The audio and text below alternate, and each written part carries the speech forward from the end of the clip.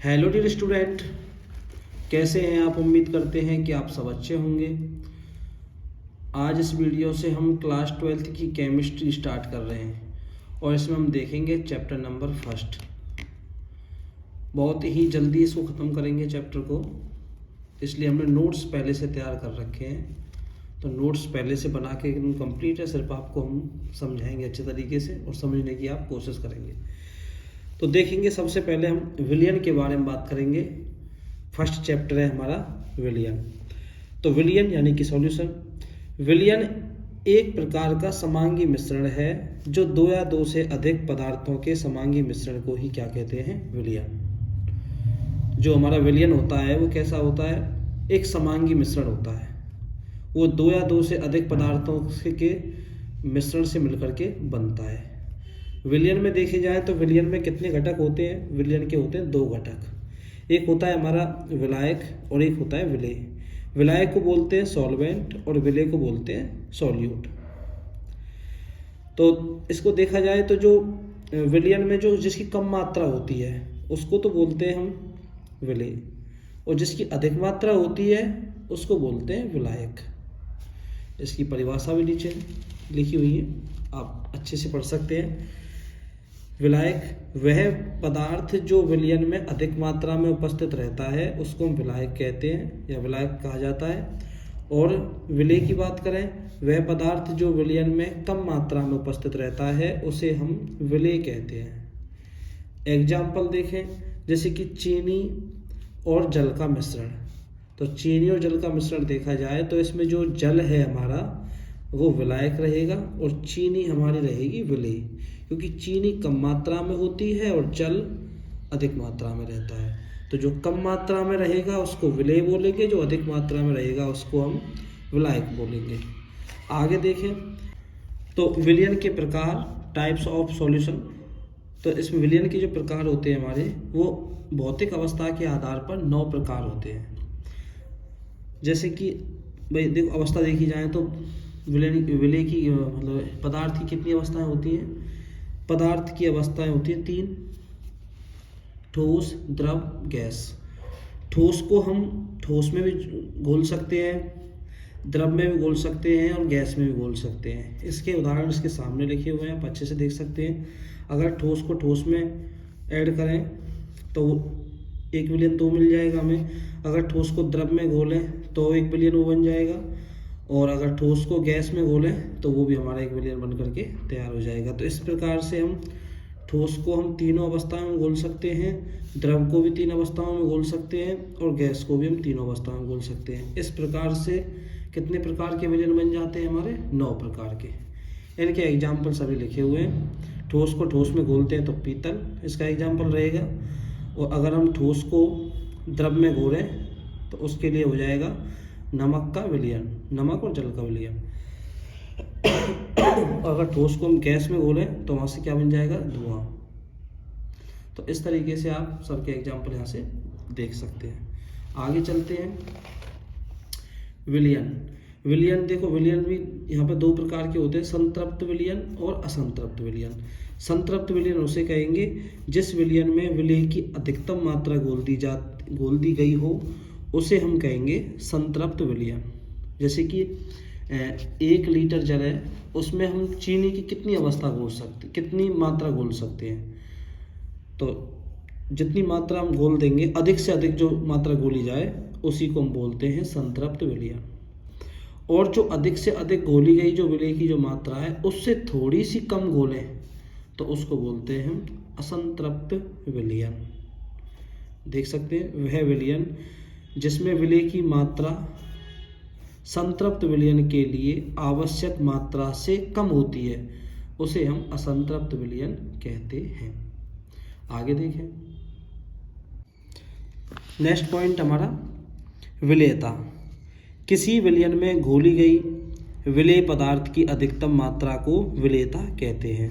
Example, माना अधिकतम 50 ग्राम कोई पदार्थ है जिसको 1 लीटर विलयन में घोला गया है, तो इसकी जो विलेयता कहलाएगी वो कहलाएगी 50 ग्राम पर लीटर। इसकी विलेयता क्या कहलाएगी, 50 ग्राम पर लीटर। अब इसकी निर्भरता देख लेते हैं कि विलेयता किस बात पर निर्भर रहती है। तो जो विलेयता होती है हमारी निर्भर करती है किस पर, तापमान पर। अगर तापमान अधिक है तो विलेयता भी अधिक होगी, यानी कि कोई भी वस्तु बड़े आराम से घुल जाएगी। जैसे कि हम चीनी घोलें, एक तो ठंडा पानी हो और एक गर्म पानी हो, तो ठंडे पानी में चीनी लेट घुलेगी और गर्म पानी में जल्दी घुल जाएगी। तो इसीलिए तापमान बढ़ाने पर क्या होता है, विलेयता बढ़ती है। और एक दाब बढ़ाने पर भी निर्भर करती है। अगर हम दाब बढ़ाते हैं तो विलेयता बढ़ेगी। जैसे कि वाटर सोडा होता है, उसमें जल में कार्बन डाइऑक्साइड घोलते हैं, किससे, दाब लगा करके। तो आप यहाँ से इस बात को समझ सकते हैं। आगे देखें, अब हम विलयन की सांद्रता को व्यक्त करेंगे। तो विलयन की सांद्रता व्यक्त करना, तो विलयन की सांद्रता को हम किन किन पॉइंटों में व्यक्त कर सकते हैं उनको देखेंगे। जैसे कि सबसे पहला आता है भार प्रतिशत, W/W%, आयतन प्रतिशत, V/V%, द्रव्यमान आयतन प्रतिशत, W/V%, पार्ट्स प्रति मिलियन, ppm, ये बहुत इंपॉर्टेंट है। इंपॉर्टेंट तो सारे ही हैं, ppm, पार्ट्स पर मिलियन बोल सकते हैं इसको। मोल अंश या मोल प्रभाज, इसके बारे में बात करेंगे आगे। मोललता, जिसको हम कैपिटल M से लिखते हैं, मोलरता मोललता को स्मॉल m और मोलरता को कैपिटल M से लिखते हैं। नॉर्मलता N से लिखते हैं। ये हमारे सिलेबस में है नहीं, लेकिन हम फिर भी इसको पढ़ेंगे, देखेंगे आगे। तो सबसे पहले हम देखते हैं भार प्रतिशत, W/W%। इसका फॉर्मूला होता है विलेय का भार बटे में विलयन का भार गुणा में 100। तो हमें विलेय का भार लेना होता है। विलेय मतलब जिसकी मात्रा विलयन में कम होगी उसको विलेय बोलेंगे, और जिसकी मात्रा अधिक होती है उसको विलायक बोलते हैं। अभी बता चुके हैं इसके बारे में। और विलयन का भार, इन दोनों का अनुपात और गुणा 100 से गुणा कर दो तो परसेंटेज निकल के आ जाएगी। जैसे हम एक क्वेश्चन देखेंगे कि 40 ग्राम NaOH को 160 ग्राम जल में घोला गया, तो भार प्रतिशत की गणना करें। भार प्रतिशत, तो हमें पता है कि जो NaOH है उसकी मात्रा कितनी दी है, 40 ग्राम, और कितने जल में घोला गया है, 160 ग्राम जल में। तो 40 ग्राम, तो ये हो जाएगा हमारा विलायक। जो 160 ग्राम दे रखा है ये हो जाएगा विलायक, और जो 40 ग्राम दे रखा है ये हो जाएगा हमारा विलेय। आगे इसके सॉल्यूशन देखें, सॉल्व मैंने पहले से कर रखा है। तो विलेय का भार 40 ग्राम और विलायक का भार 160 ग्राम। और अगर विलयन का भार निकाला जाए तो 160 प्लस के 40, जिससे हो जाएगा हमारा 200 ग्राम। सूत्र से W/W% यानी कि द्रव्यमान प्रतिशत, मास परसेंट निकाल रहे हैं हम। तो विलेय का भार बटे में विलयन का भार गुणा में 100। तो विलेय का भार 40, विलयन का भार 200 और गुणा में 100, तो ये हो जाएगा हमारा 20%। 0 से 0 कैंसिल हो जाएगी और इससे इसको काटेंगे तो ये इस तरीके से कितना आ जाएगा, 20%। ओके, आप यहाँ से नोट कर लें इसको। अब हम देखेंगे आयतन प्रतिशत। देखेंगे आयतन प्रतिशत। आयतन प्रतिशत V/V%। इसका फॉर्मूला होता है विलेय का आयतन अपॉन विलयन का आयतन। अगर हम ml में ले रहे हैं तो दोनों को ही ml में लेंगे। विलेय का आयतन भी ml में रहेगा और विलयन का आयतन भी ml में होना चाहिए, मिलीलीटर में। और फिर उसको हम कर देंगे 100 से गुणा, तो यहाँ से हमारा निकल जाएगा। एग्जाम्पल दिया है इसके आधार पर, 10 ml H2SO4 को 90 ml जल में मिलाया गया तो आयतन प्रतिशत की गणना कीजिए। तो सबसे पहले हम क्या करेंगे बेटा, पहले सबसे पहले लिखेंगे विलेय का आयतन। विलेय का आयतन यानी कि H2SO4 का आयतन आएगा आपका 10 ml दे रखा है, और विलायक का आयतन दे रखा है 90 ml। और विलयन का आयतन निकाले तो 10 और 90 कितना हो जाएगा आपका, 100 ml हो गया। और आयतन प्रतिशत निकालोगे तो विलेय का आयतन बटे में विलयन का आयतन गुणा में 100। और यहाँ जब वैल्यू पुट करेंगे, विलेय का आयतन 10, विलयन का आयतन 100, और इसको जब सॉल्व करेंगे तो यहाँ से आएगा आपका 10%। तो इस तरीके से आपका आयतन प्रतिशत भी कंप्लीट। आगे देखते हैं द्रव्यमान आयतन प्रतिशत। द्रव्यमान आयतन प्रतिशत, इसका फॉर्मूला है विलेय का द्रव्यमान बटे में विलयन का आयतन। विलेय का द्रव्यमान बटे में विलयन का आयतन गुणा में 100। इसके आधार पर एग्जाम्पल लेते हैं। 20 ग्राम शर्करा यानी कि शक्कर जो चीनी होती है को जल में घोलकर 250 ml विलयन बनाया गया। तो 250 क्या हो गया विलयन, और 20 ग्राम हो गया आपका विलेय। तो द्रव्यमान का आयतन प्रतिशत ज्ञात कीजिए। तो सबसे पहले हम क्या करेंगे, शर्करा का द्रव्यमान लेंगे जो 20 ग्राम दे रखा है, विलयन का आयतन दे रखा है 250 ml, और इसको हम इस फॉर्मूले में पुट करेंगे इस तरीके से W/V%। तो 20/250 गुणा में 100, और इसको हम यहाँ से सॉल्व करेंगे तो आपका आएगा 8%। किस तरीके से काटा है, 0 से 0 कैंसिल, और 25 से 100 को काटेंगे 4 बार कटेगा, और 4 दूनी 8%। अब आगे देखते हैं ppm, पार्ट्स पर मिलियन। पार्ट्स पर मिलियन ये बहुत ही छोटी मात्रा के लिए इसका यूज किया जाता है। जैसे कि एक टंकी भरी हो, 500 लीटर की टंकी है, उसमें 1 चम्मच चीनी डाल दें या 10 ग्राम चीनी डाल दें, तो उसकी मात्रा निकालने के लिए इसका प्रयोग किया जाता है। जैसे कि ppm, इसका फॉर्मूला होता है विलेय का द्रव्यमान, यानी कितना विलेय हमने उसमें मिलाया है, और विलयन का द्रव्यमान। दो चीज़ चाहिए बस हमको, विलेय का द्रव्यमान बटे में विलयन का द्रव्यमान, और उसको हम गुणा कर देंगे 10⁶ से। इस फॉर्मूले की सहायता से हम ppm निकाल सकते हैं। इसके आधार पर क्वेश्चन भी देखेंगे। 4 ग्राम जहर को 96 ग्राम जल में घोला जाता है। 4 ग्राम जहर है जिसको हम 96 ग्राम जल में घोल रहे हैं, तो ppm की गणना कीजिए। तो हम देखेंगे WA का मतलब है विलेय का भार, हम यहाँ लिख देते हैं WA का मतलब है विलेय का भार, और WB विलायक का भार।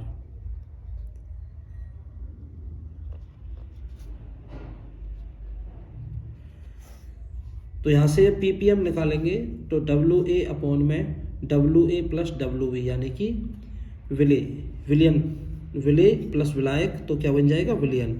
तो विलयन का यहाँ पे द्रव्यमान आ जाएगा।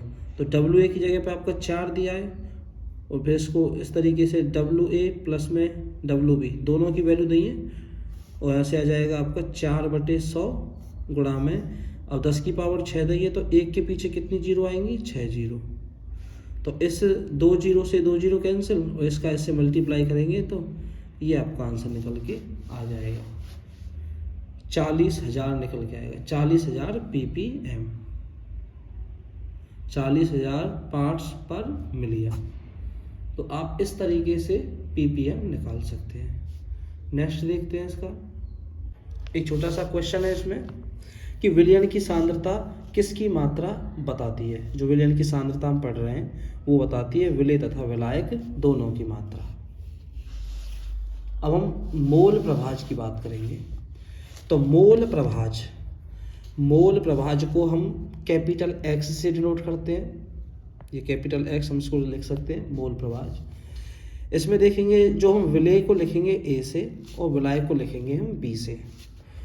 WA को लिखेंगे विलेय का भार, और MA लिखेंगे विलेय का अणु भार, और WB को लिखेंगे विलायक का भार, और MB को लिखेंगे विलायक का अणु भार।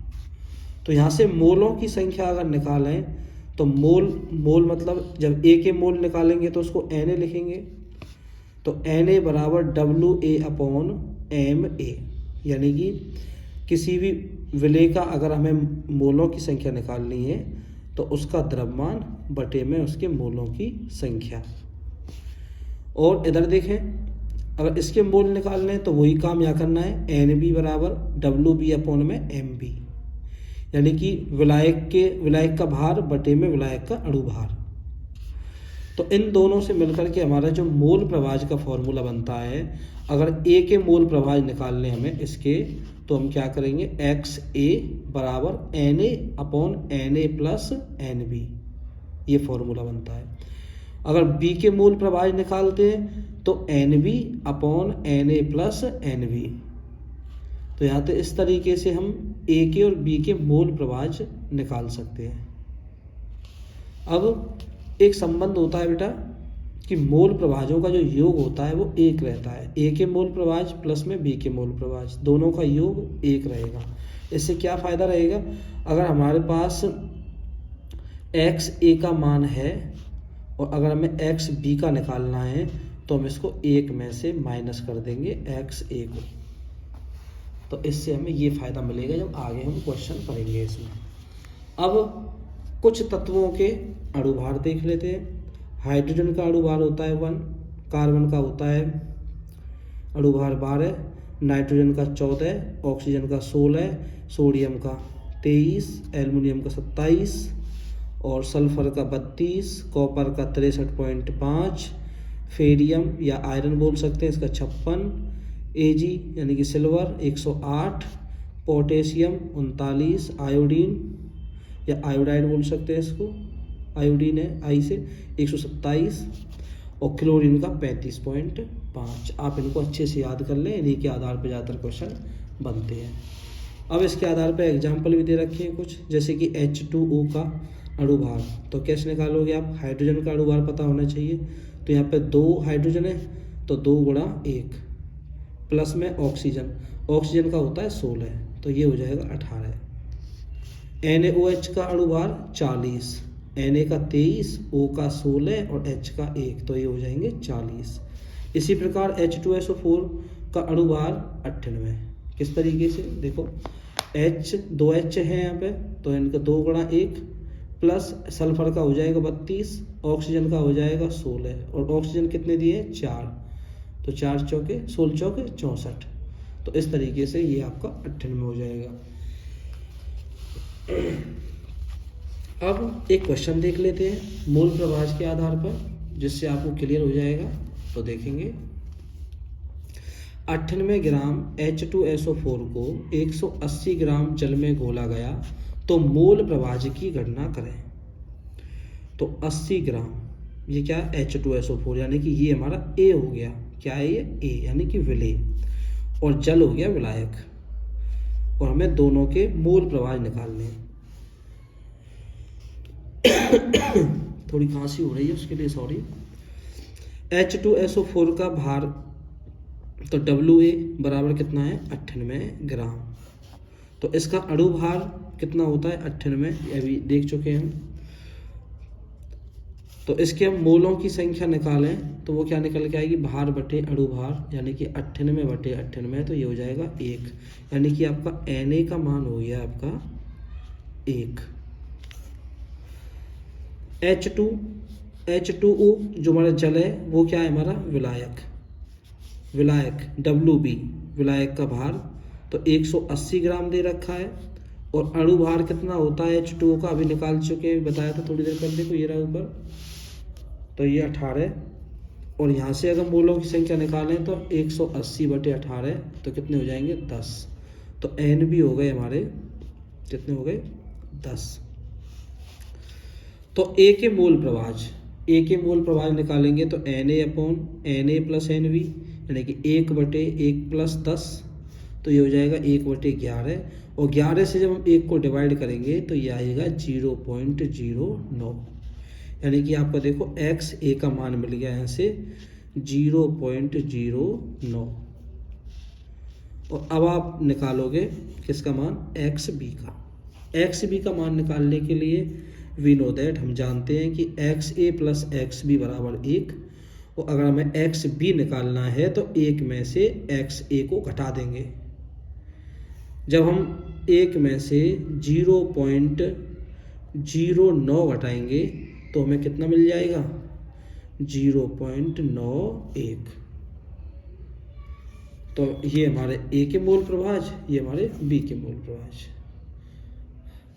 अब हम देखते हैं मोललता, मोलैलिटी। तो ये अगला टॉपिक हमारा मोललता। यहां से किसी विलायक के एक किग्रा, एक इकाई किग्रा भार में विलेय पदार्थ के मोलों की संख्या को हम क्या कहते हैं? मोललता। यानी कि कोई बर्तन है, उसमें 1 kg विलायक है और उसमें 1 मोल विलेय मिला दें, तो जो विलयन बन करके जो तैयार होगा उसकी हम मोललता निकालते हैं। उसी को हम क्या कहते हैं? मोललता। और इसको हम स्मॉल m से दिखाते हैं। किससे दिखाते हैं? स्मॉल m से। तो मोललता स्मॉल m बराबर WA/MA गुणा में 1000/WB। 1000 से क्यों गुणा किया है? क्योंकि बेटा हम यहाँ पे जो भार लेंगे वो हम लेंगे ग्राम में। WA का मतलब है विलेय का भार, MA का मतलब है विलेय के मोलों की संख्या, और WB का मतलब है बेटा यहाँ पे विलायक का भार। इसका मात्रक होता है मोल पर किग्रा। इस पे एग्जाम्पल देखेंगे बेटा। तो देखो ये हमारा एग्जाम्पल बनता है। थोड़ा सा जूम आउट कर देता हूँ मैं इसको, इतना बस। अब आप देखेंगे 5.85 ग्राम NaCl को 500 ग्राम जल में घोल दिया गया, तो विलयन की मोललता क्या होगी? तो बेटा सबसे पहले जो जो इसमें जानकारी दी है उसको नोट करेंगे, लिखेंगे अलग से।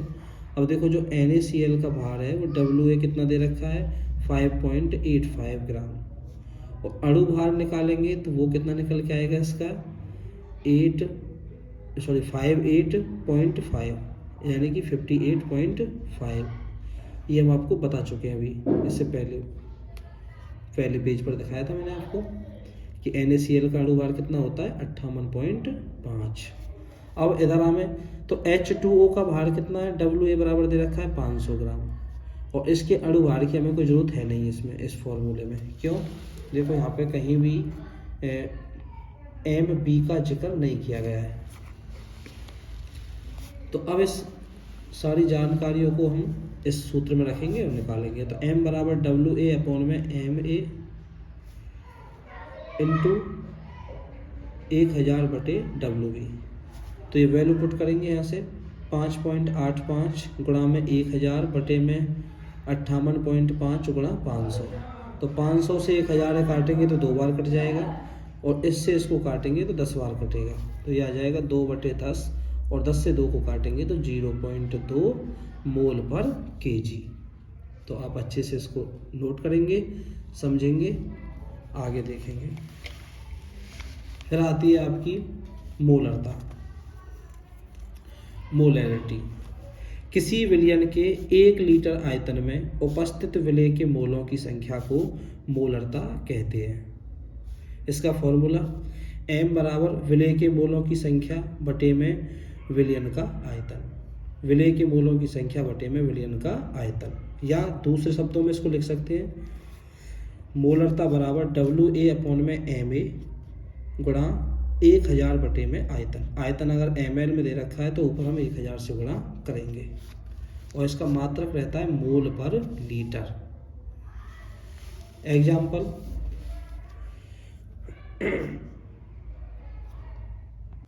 एग्जाम्पल 180 ग्राम ग्लूकोज, जिसका फॉर्मूला होता है C6H12O6 को 500 ग्राम ml विलयन में मिलाया गया, तो विलयन की मोलरता क्या होगी?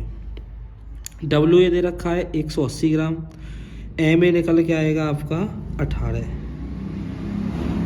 ये यहाँ से 180 नहीं है, यहाँ पे ये अच्छा हाँ इसका तो 180 है, सॉरी, क्योंकि यहाँ पे ग्लूकोज का दे रखा है ना C6H12O6। इसका अणु भार होता है बेटा आपका 180, और आयतन दे रखा है 500 ml।